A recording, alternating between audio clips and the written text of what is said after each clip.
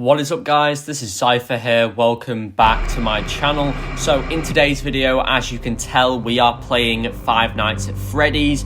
Now, obviously this game is from 2014. I know there might be people in the comment section thinking, oh, this game's so shit, it's from like 6 years ago, why are you playing it now? Well, basically I decided to do sort of like a throwback horror game series where I'll probably do this every year, or maybe some days I will, play newer games. But I do want to try and do this series where I play older horror games, just as like a little bit of a throwback.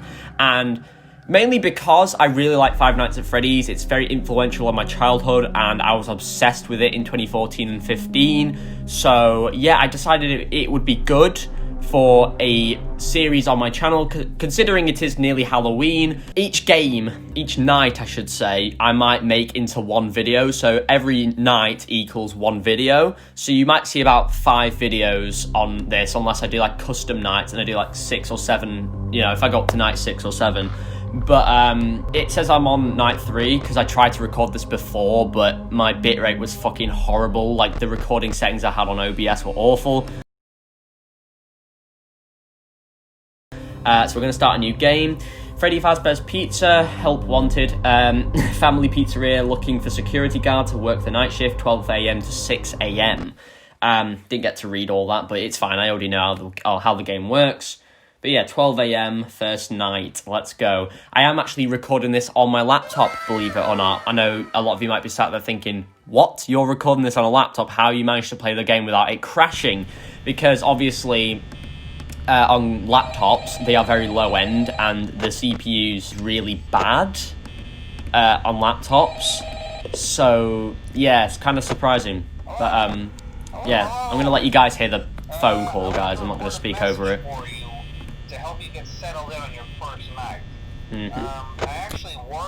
Oh, that is fucking creepy.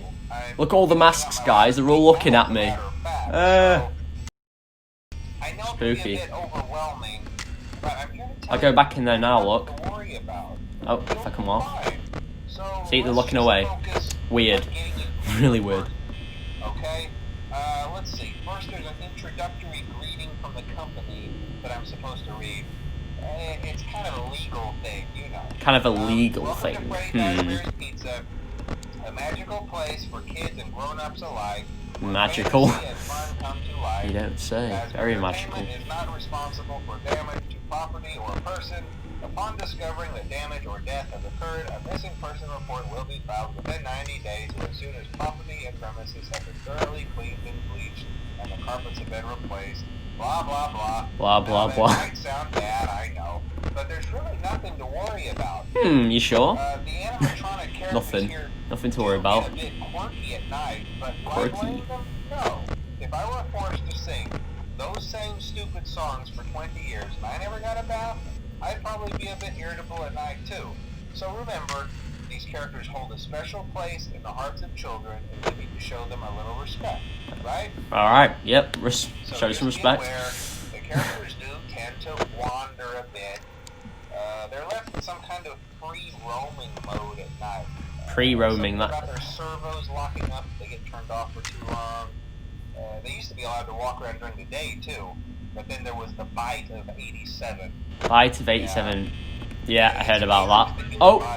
Fucking hell, that was spooky. Now, concerning your safety, the only real risk to you as a night watchman here, if any, is the fact that these characters, if they happen to see you after hours, probably won't recognize you as a person. Yeah. They'll most likely see you as a scary skeleton without its costume on. Now, since that's against the rules here at Freddy Fazbear's Pizza, they'll probably try to forcefully stuff you inside a Freddy Fazbear suit. See, this is why it's creepy. So bad, the suits themselves weren't filled with crossbeams, wires, and animatronic devices, especially around the facial area. So you can imagine how having your head forcefully pressed inside one of those could cause a bit of discomfort and death. And death, yeah. The only part of you that would likely see the light of day again would be your eyeballs and teeth that pop out the front of the mask. Lovely. Yeah, they don't tell you these things when you sign up. Absolutely lovely. But hey, first station of the breeze. I'll chat with you tomorrow. Check those cameras. And All right. close the doors only if absolutely necessary. Only if absolutely necessary. Yes. All right. Good night. Good night. So yeah, I was probably sat there, guys, for a good 3 minutes just in silence, and the reason for that is because I wanted you all to listen to what the phone guy had to say, because a lot of it I never listened to or paid attention to very much as a child. I say as a child, but I was about 10, 11-ish nearly when this came out. I didn't really pay attention to that. As you can imagine, at that age, I couldn't be asked listening to all this blah, blah, blah, you know, coming from the phone guy. But when you actually listen to it, it gives you a bit of context on the whole job and why these operators, fucking hell, we're not in siege, are we?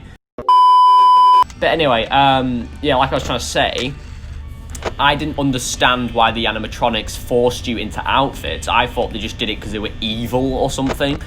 But like he said on the phone, apparently they, past midnight, if they see you, you know, when they're doing their, like, pre-roaming thing where they just walk around at night to stop them from shutting off, apparently they see you as an endoskeleton without an outfit, so they try to forcefully stuff you into an animatronic suit. If you know, that's what happens basically when they jump scare you, when they pop up in front of your screen. That's because they've killed you and they're going to stuff you in an outfit, which is very pleasant. And as you can imagine, the outfits they try to stuff you in will be very tight and full of, you know, mechanisms and shit. Is there any mechanisms? I don't know, but the outfits are very tight, let's just say that.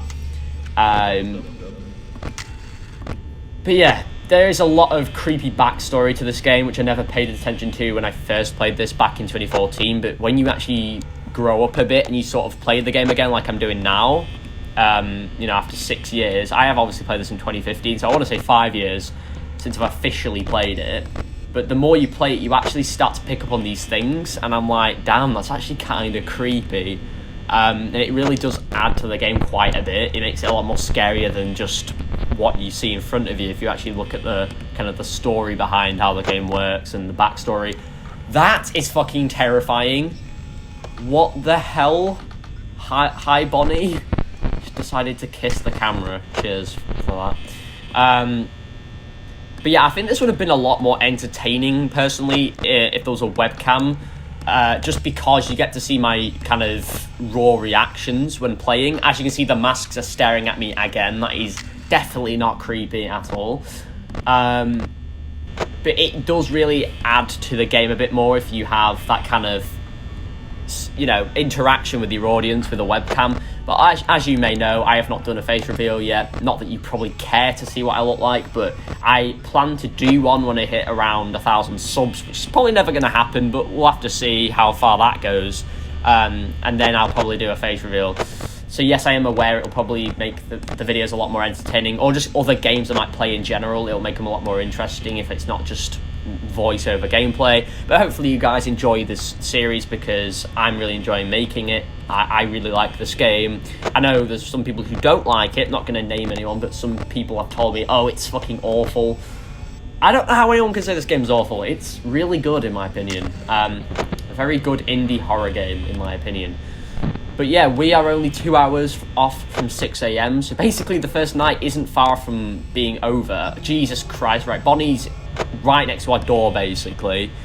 I never really understood the camera system in this game when I first played, but basically he stood right under our door light, which is a little bit creepy, or he was, I should say. There is also a little Easter egg where you can tap on Freddy's nose on that poster. It makes a little squeaky noise, but you didn't know that. Oh, there's Bonnie. Brilliant.